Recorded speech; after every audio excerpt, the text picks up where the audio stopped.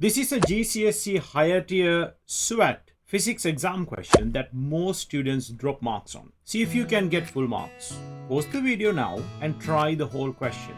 You'll need SUVAT and careful thinking. I'll go through it step by step exactly how the examiners want it. In a question like this, the first thing you need to do is to draw a correct diagram. A motorbike travels along a straight road. It accelerates uniformly from 5 to 25 in 8 seconds.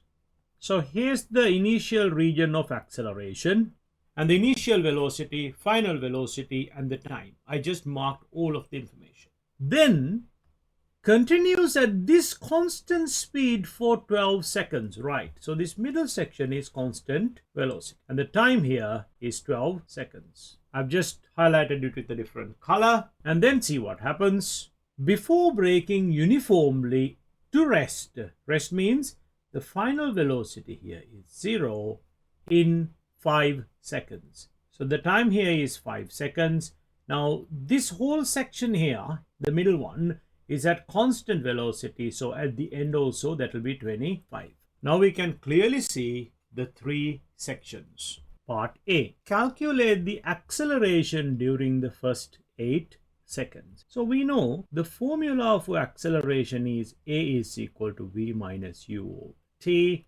And all we need to do is very carefully substitute. So 25, take away 5 divided by 8. That is 20 divided by 8. If you put this in the calculator, you get the answer as 2.5 meters per second squared.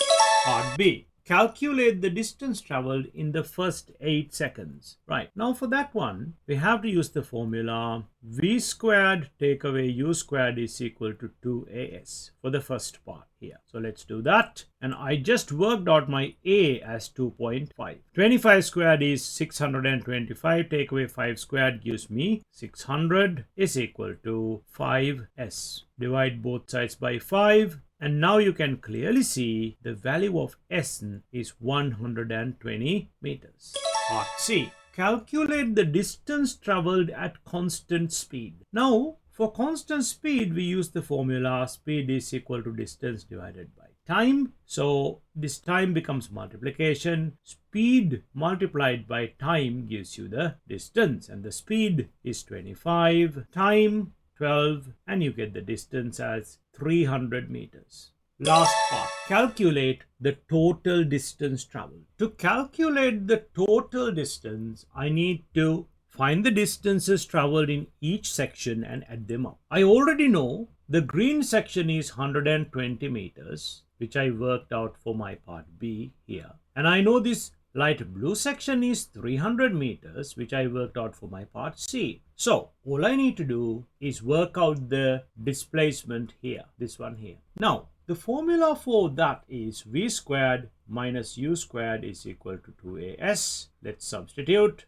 Now we have a problem. The problem is I need to find the acceleration to get the displacement. Well, that's easy. I need to use the other formula. A is equal to V minus U over T. V is the final velocity 0. Initial is 25. Now remember, I'm referring to the yellow section. The initial of the yellow section, well here, that's 25 divided by 5. Now, 0 take away 25 is negative 25. And you divide it by 5 and you get a negative value for the acceleration. Well, that makes sense because this is really a deceleration. Now what do? We are going to substitute this for this A here. So let's put negative 5 there. 0 squared is 0. Take away 625 is negative 10s. 0 take away 625 is negative 625. Divided by negative 10. The negatives get cancelled out actually. So my displacement in the last part is 62.5 meters. Right.